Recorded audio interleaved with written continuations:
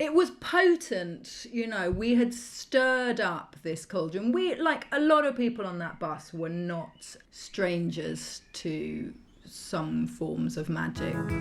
Sitting comfortably, seatbelts on, we're off on another adventure in Nutopia with me, David Brownlow.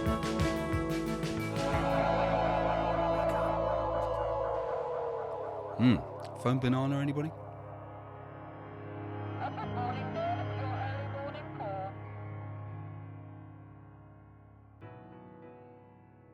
In 2019, artist Daisy Campbell led 69 pilgrims on a challenging journey from the Cerne Giant in Dorset to CERN in Switzerland, the Large Hadron Collider.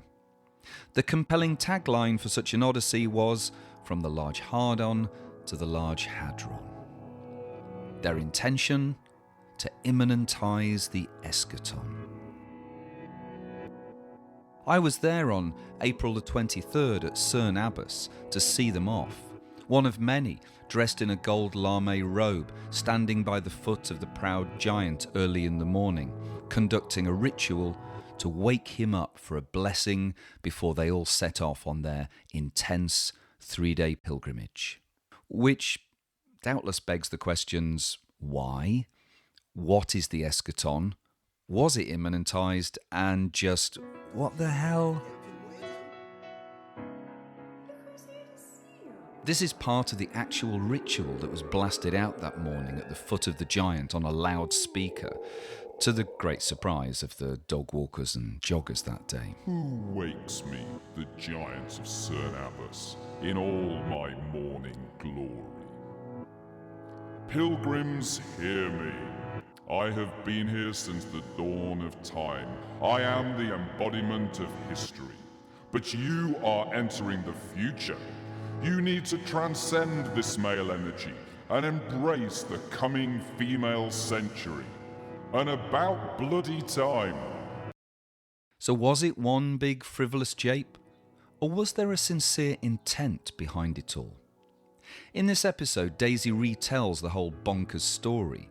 She reveals her processes in creating both an epic and unique pilgrimage, tells us what her bizarre odyssey really meant to those involved, and what we can learn from this in creating our own. Recent decades have seen a resurgence of interest in more traditional pilgrimages, such as the Camino in Spain or the Pilgrim's Way in the south of England. Walking can clearly offer a powerful reconnection to the land and a deeper meaning to our lives. So along with Daisy, we'll hear from Guy Hayward, founder of the British Pilgrim Trust.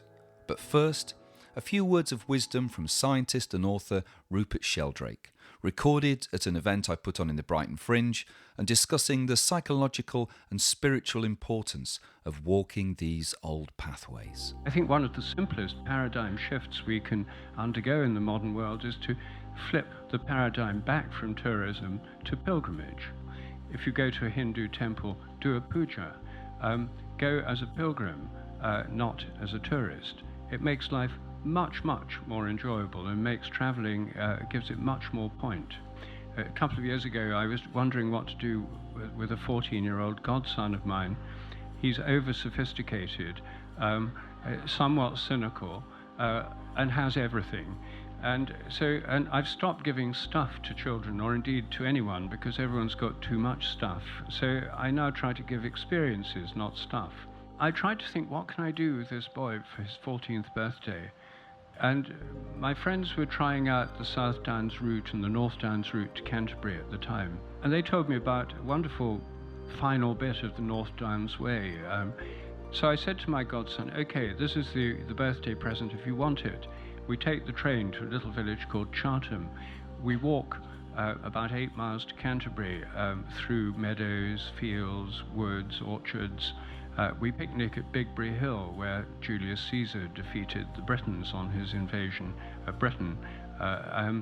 We go to the Black Prince's Well, a couple of miles from Canterbury, an ancient healing well. We walk into Canterbury, we light candles at the shrine of St. Thomas, we have a cream tea, go to choral evensong, and then catch the high-speed train home to London. Would you like to do it? Without hesitation, he said yes. And we had a most blissful day.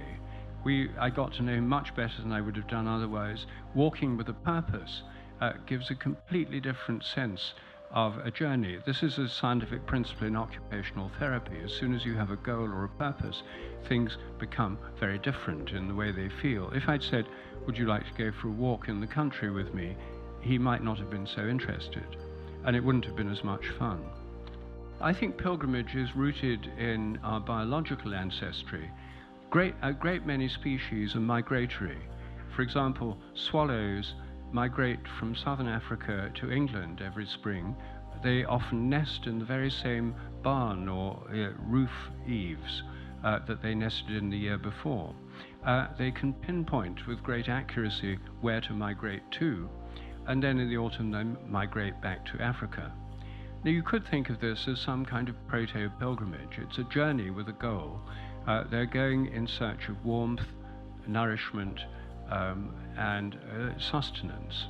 And indeed, pilgrims are doing that, but in a more spiritual sense. Our ancestors, for most of human history, were hunter-gatherers. And hunter-gatherers have to move around in order to gather plants, berries, roots, nuts, or whatever. And they have to move around in order to hunt. But the animals they hunt are often migratory, like reindeer in the Arctic.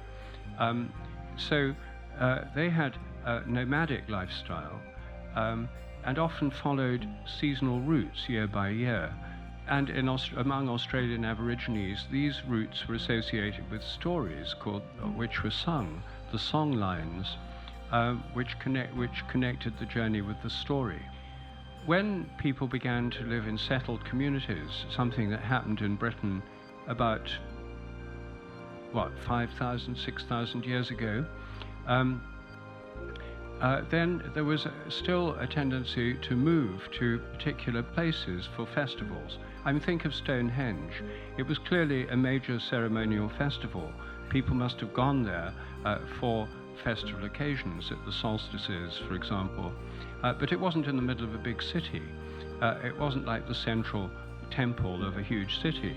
The people who came there, migrated there, moved there, are on a kind of pilgrimage to this sacred place for these festivals. Not unlike the way that people go on a kind of pilgrimage to Glastonbury for the Glastonbury Festival every year. They converge from different places. Some people I know have actually walked there, treating it as a pilgrimage. And at one point I have to jump on the microphone and just remind people, I know this looks and feels and smells and sounds like a party, but we are pilgrims.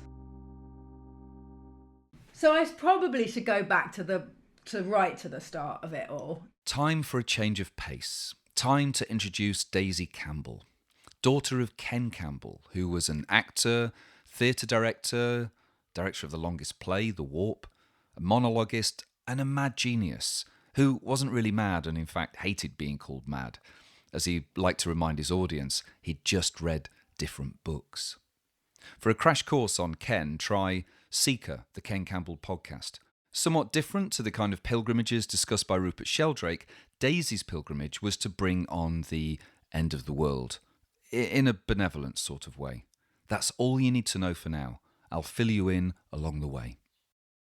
And I'd done this one-woman show to commemorate my dead dad, who also did one-man shows in his kind of style of show. And he was a bit of a genius, so figuring out how I might kind of beat him, which is the only way to play proper homage to the man anyway, as you know, you knew him. Well, he would end his one-man shows with these incredible kind of pseudo coming together of all these bizarre forces, and he had all his, his obsessions that he was into, like the Cathars and the Gnostics and CERN, the Hadron Collider, and ultimate nothingness and all of these things. So he would kind of come up with these amazing sort of crescendo climaxes to his shows. But when I say pseudo, he didn't actually do them, did he?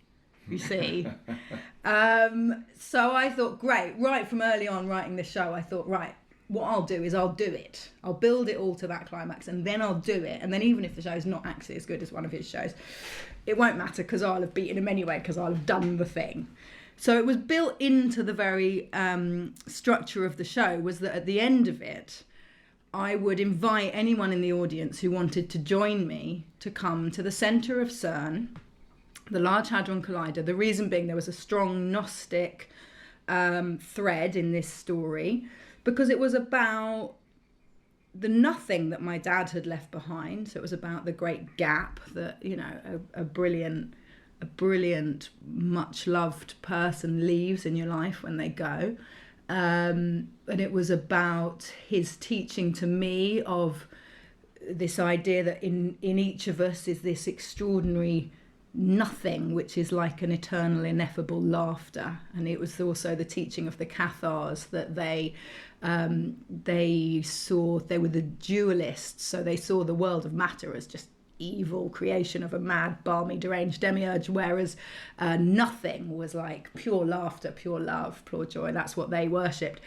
And so it seemed to me that if me and anyone else who fancied it went, and when I say to the centre of CERN, I don't mean like into the reception or into the gubbins of the workings or whatever. I meant if you imagine that 27-kilometre of purest nothing is like the circle of, you know, that a magician might create for a ritual, to get to the mathematical centre of that might be a good way to demonstrate one's deference to the great nothing. And so there's me thinking, well, it'll be a convoy of a couple of cars maximum, and a few potty characters will head off, and I'll come back with another great tale to tell, and 'twill be a lark. And then as I put the word out, it became obvious, no, this was going to be much, much bigger, and actually this had tickled a lot of people's fancy, and so ended up needing to hire a double-decker coach that would seat 69, and even then I was turning people away. That was as big a coach as I could. Anyway, one of the people who was meant to be on the bus was John Higgs' writer, and he called me up and said, could we meet? I thought, hey, he's going to try and get out of the Pilgrim, isn't he? And we met at a cafe, and he said, no, listen, I am going to be in CERN on April 23rd. It's just that I'm going to be at the CERN in Dorset, the Cerne Giant, you know, the big chalk carving in the side of the hill, with the bloke with the enormous cock. And I was like, John, that's so wily. Like, you got to love him, you know, wangling out of the whole enterprise in such style. So we laughed about all that. And I started going, well, hang on a minute. What if we started the pilgrimage at the Cerne Giant?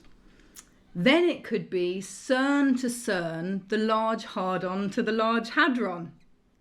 And this was such a joyous, exciting pun of an idea that it seemed like it should be so. So that was it, CERN to CERN, the large hard-on to the large hadron.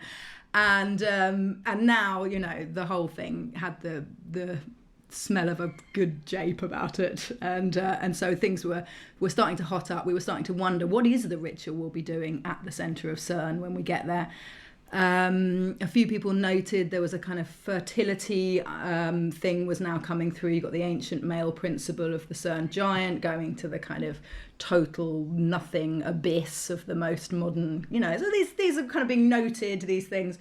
I said at one point, look, it seems to me the only humble thing we can do at this point is look for clues. We can't lock this thing down until it is upon us, essentially.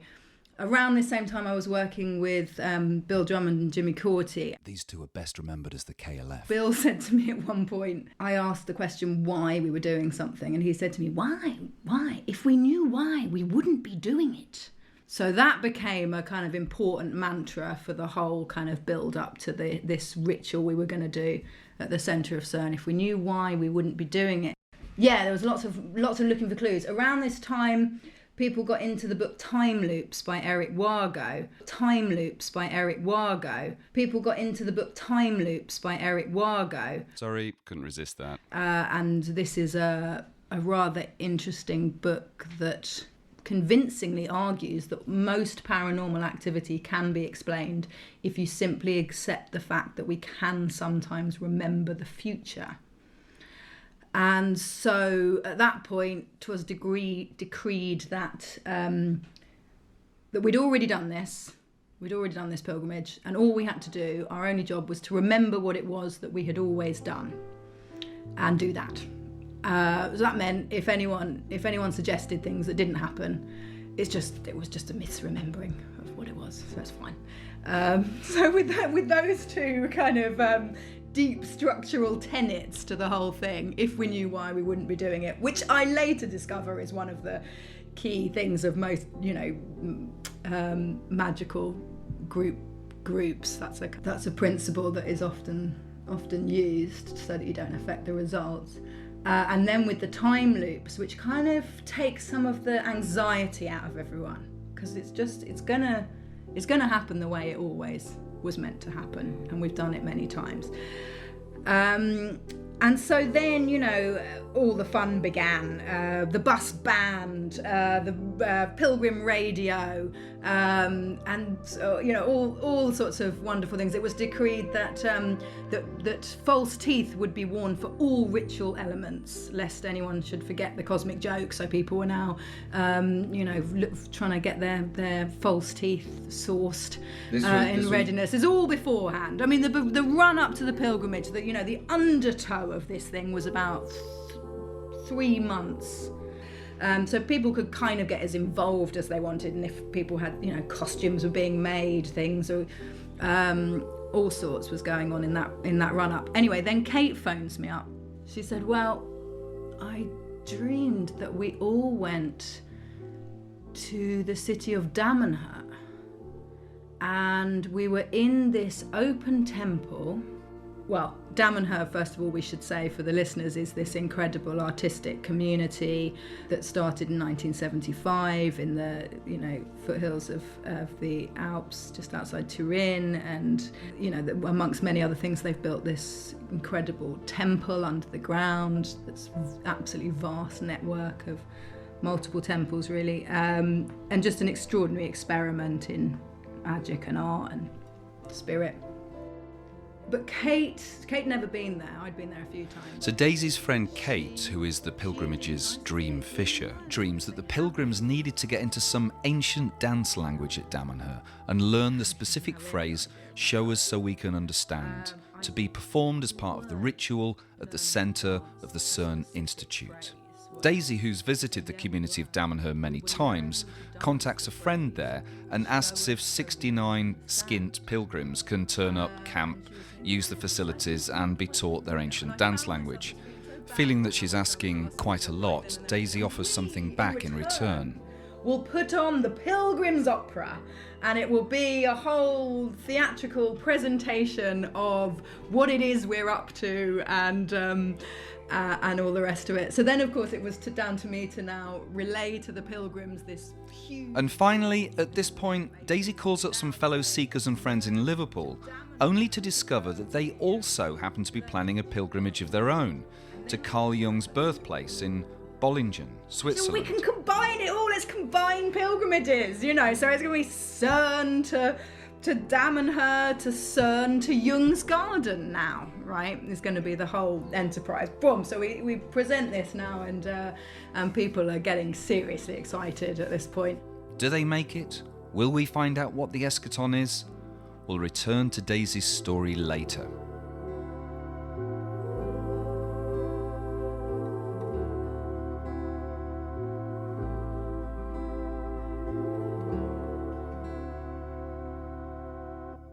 In 2022, I took a journey to Glastonbury for the summer gathering of bards, ovates and druids to perform, sing along a Wicker Man and give a talk about themes of paganism in the Moomin books. Now, my journey there wasn't a pilgrimage. I drove and probably daydreamed for half the journey.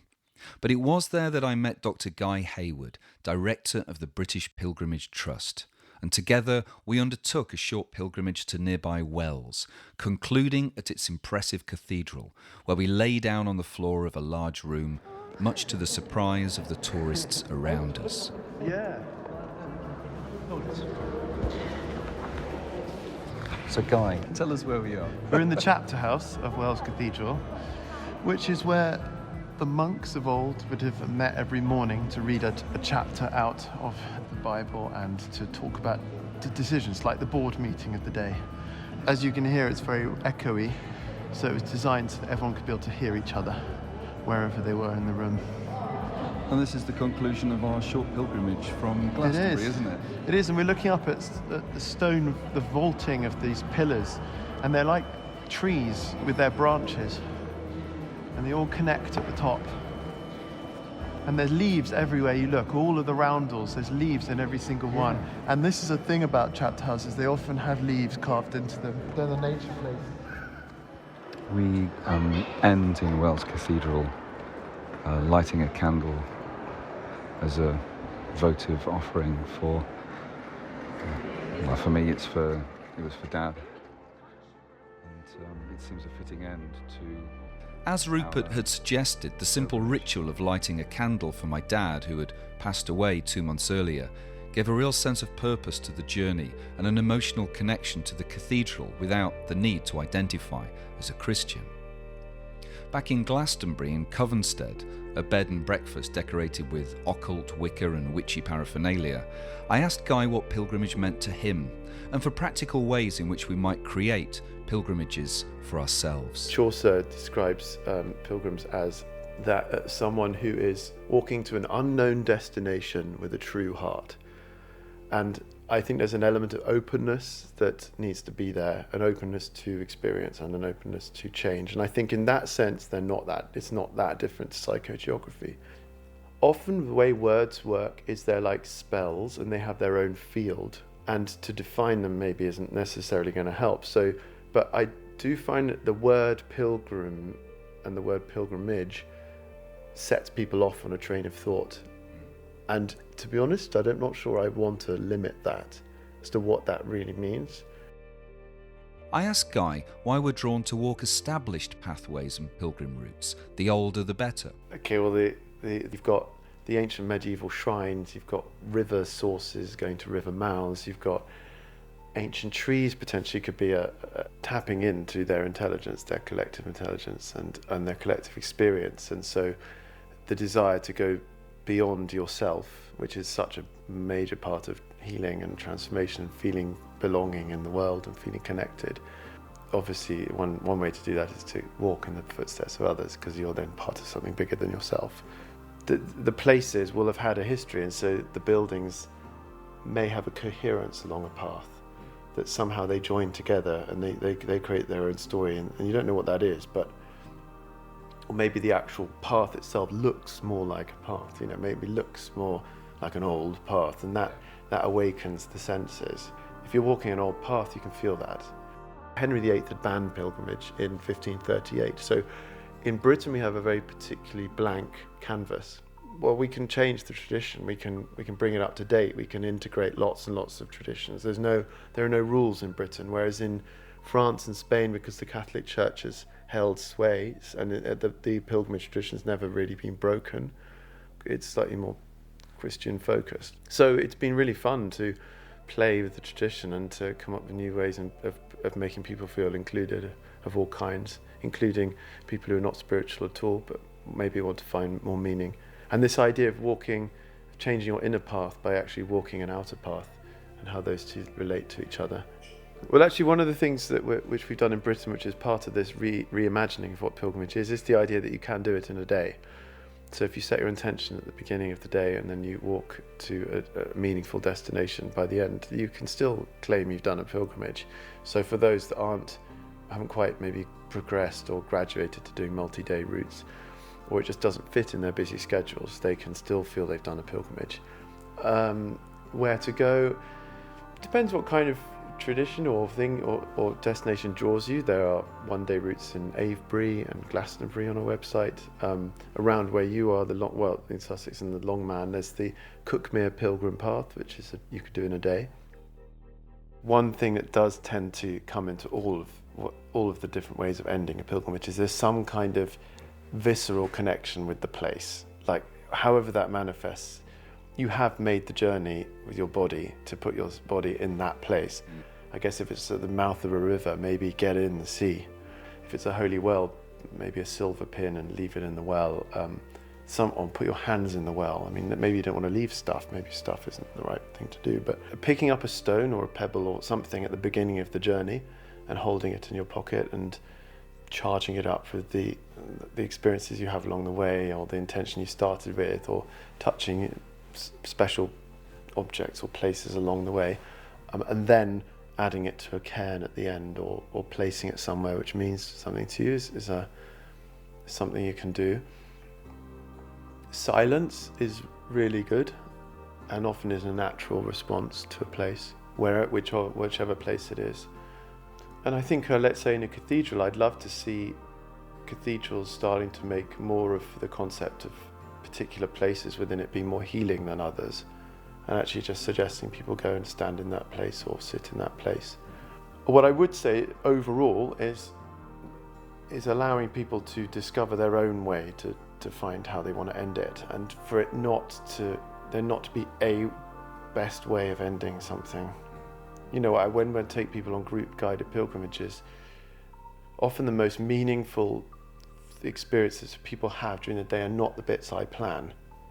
The bits I plan are almost like they're just a bit kind of organised fun or organised meaning, whereas actually you find out it's some conversation they've had with someone, or some realisation they've had, or they want to do the ending in their own particular way, and you don't always know what that is. So it maybe sounds a bit of a cop-out, but I'd say we have our own innate ritual intelligence inside us, our own innate intelligence for what matters to us, and I think connecting with that is more important than having a kind of list.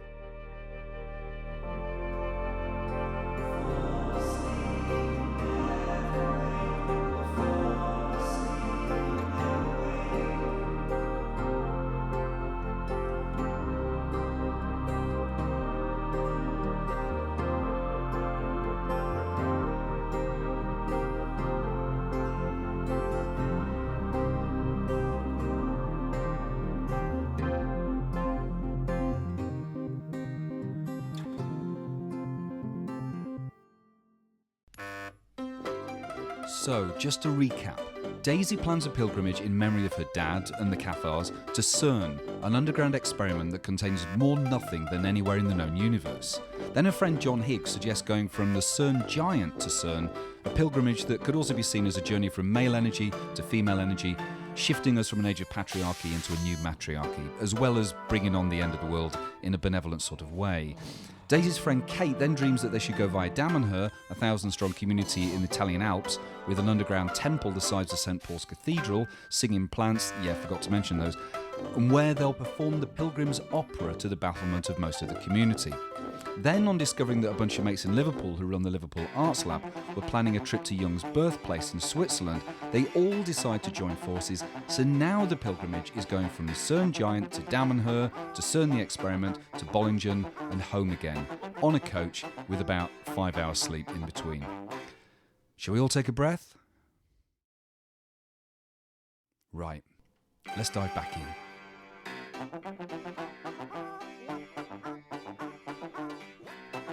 And so off we go. Are we at that point already? Yes, we probably are.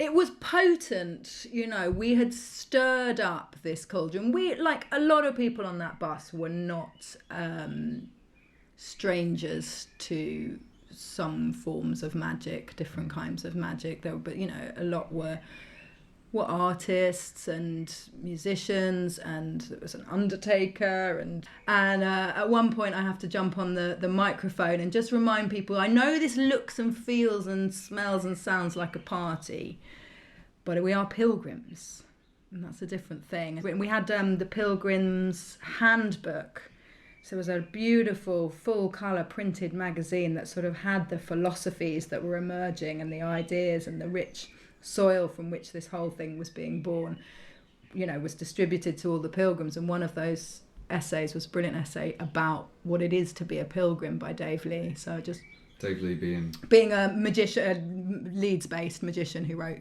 Chaotopia. And one of the ideas, right, what were we doing? Well, as I said, we were really trying to hold off on knowing why, but there were definitely certain themes that were afoot. We talked about immanentising the eschaton. So immanentising the eschaton is like a religious phrase, mostly interpreted to mean bringing about heaven on earth. And certainly by the time we had been to Damanhur, toured the incredible temples of mankind, half our number was sort of weeping with the emotion of just the whole thing, and a night of no sleep on a coach full of loonies, and put on the Pilgrim's Opera, which was just the most insane, it was exactly as you'd imagine it would be. All of that had happened, and then it was the morning that we immanentised the eschaton, because we were setting off at 5 a.m. now to head to the centre of CERN. And what had kind of come together was I'd been presented just before we set off by a mate of yours, a guy who had built the dress that my mother wore when she played Eris, which was a 23-foot long skirt on a white dress. In the 1970s, Daisy's dad directed an 8-hour theatrical version of Illuminatus in Liverpool, and her mum played Eris, the goddess of chaos, in an extraordinary dress. And then as we get to the centre of CERN, it's sort of, I think no one wants the awesome responsibility of being the person in the dress, so it's kind of presented to me, as I suspected it probably would be, but nothing had been decided at this point. So now I'm in this white dress with 23 of the pilgrims each holding one shard of it, whilst meanwhile the other lot are all practising the dance, show us so we can understand, and then we have a further 8 doing the dance from the OA, just in case. And I enter this sunny glade. I mean, the centre of CERN, the actual mathematical above ground centre, is beautiful pine woodlands. And now we're in the glade and there's all the people practicing, and I become aware quite how bridal this whole situation is as I'm in this white dress with a big train. And we know that we're going to head to the mathematical centre in silence, that the 23 are going to begin to turn anti-clockwise, create in a circle with the shards of the dress. Meanwhile, the other people are going to be dancing either the OA dance or for the most part, the show us so we can understand. And we're going to do that in silence until we feel that what needs to be done is done, at which point we're just going to drop and leave the dress and turn and walk away without looking back. And then, and then in a way, the initiation began. I feel like I'm just beginning to emerge from 3 years. It's almost 3 years to the week since we did it. It was April 23rd, 2019, that we immanentised the eschaton.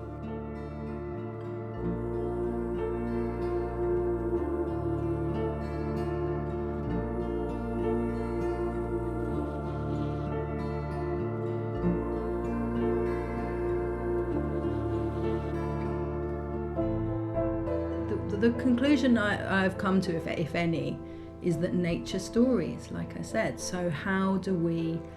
You mean as a verb? As a verb. Nature stories, yes.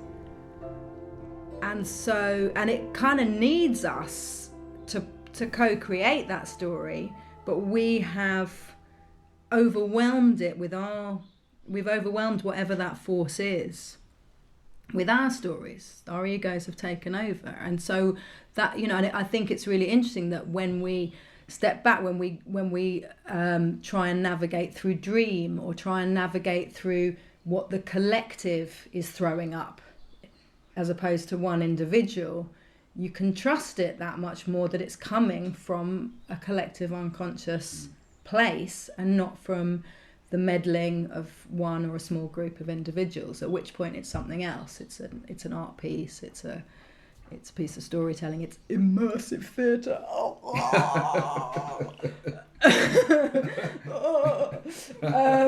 So, So get your deep structure sorted out first. Do you wish to dance with radical mystery and encounter the profound forces of the collective unconscious? That's what I want. Great.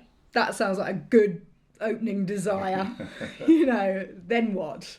We'll wait for a bit and see who turns up. Oh, good. and make sure you don't forget your false teeth. I know a lot of people go on pilgrimages because they're stuck. They've come to a point where they need to make a decision about something, or they feel like there's a block. That combined with a desire for some form of transformation, which actually they obviously are connected, those two. Do you think those elements lie at the heart of all pilgrimage? I suspect so. I mean, I think it's a different thing to be conceiving of a new pilgrimage that's not based on any ancient tradition or and the responsibility of being essentially the kind of the storyteller, if you like. You're setting up some kind of journey. The decision to join something that's already happening, to take that fool's leap into the unknown and join, I think is a really different choice point for each joiner. But where I was the instigator, the kind of catalyst of it, and so it was a different, like I say, trying to find ways that you can put in a foundation to then let what happens happen. And the container, so important. Like, we were contained in a double-decker coach. There was that. So I think for me, lots of the basic principles of kind of most magical traditions of creating a container, raising the energy, setting intentions, even if you're keeping them open, group working, all the, good magical hygiene, which was our false teeth, like those principles probably best not ignored if you're going to go meddling in unknown forces. But if you're thinking of joining something that's already afoot, if you're deeply drawn to it, then take the leap. I was curious as to what Daisy thought of the time-honoured paths, such as those featured on the British Pilgrim Trust website, compared with creating her own. I mean, I quite fancy what you're talking about, going and walking a path that thousands have walked over millennia. That hadn't occurred to me. That sounds like a very good idea. But I suppose where I come from is more like the kind of psycho-magic. If you want to speak directly to your unconscious, do something. Undertake a strange quest, something that requires preparation, something that is so out of the ordinary, something that involves you having to transcend and transgress your sense of self in a really profound way, because having done that, your unconscious knows the effort undertaken at a really different level. Like, it's a different level of communication. It's living out the dreams in a sense. It's kind of, but it's left me in a very weird place as a storyteller, because now I'm so anti-meddling that I've concluded all I can do is sort of hang about in readiness for the next story to sweep me up. It's hard to let the old ego go, do this next now. Ecstatic readiness. That's all I can ask at the moment. Ecstatic readiness, that the minute you get a whiff of like, oh. And I kind of went, the whole one-woman show that this thing grew out of was really about, is story serving us or not? And I think it speaks, like, again, in story terms, the telos, the pull, is all important, and that's the reason that this thing worked. That's the reason that there was so much energy and this magical undertow, all of that preparation work, which was really where the whole thing was getting stirred up like a cauldron, was in those thousands of emails and the rest of it. And it was because there was a telos. We had this end point. We knew we had to be at CERN at 2:23 on April 23rd to immanentise the eschaton. We didn't know what that meant. We didn't know how we did that. We didn't know nothing, but we knew that. And so that pull of that intractable moment in time, where you will meet your you're weird, you're fate. That creates the pull, and this is what modern stories I think are lacking, is that in place of the old pull of transcendence we've been replaced with the pull of the apocalypse. We want to see how the story ends because that's in our nature, but what the stories point us to is the eschaton in the worldly sense of like the end of the world is coming. That's no telos to work towards. That just creates a resistance to pull away from and to not look towards, And your eschaton was a psychological, spiritual transcendence. I don't know. I mean, there's definitely been moments that every one of us on that pilgrimage have had at least one sleepless night wondering whether we brought on the pandemic. I mean, but we don't get drawn into that kind of insanity. As Rupert Sheldrake asserted at the beginning of this episode, walking with a purpose is key in occupational therapy, and that we need new narratives to navigate through the world is central to this podcast series. In 2012, the writer Ian Sinclair and filmmaker Andrew Cotting, both wearing suits, rode a pedalo swan along the English Channel for 3 days before heading upriver from Hastings to Hackney as an absurdist but sincere pilgrimage to protest against the Olympic Games.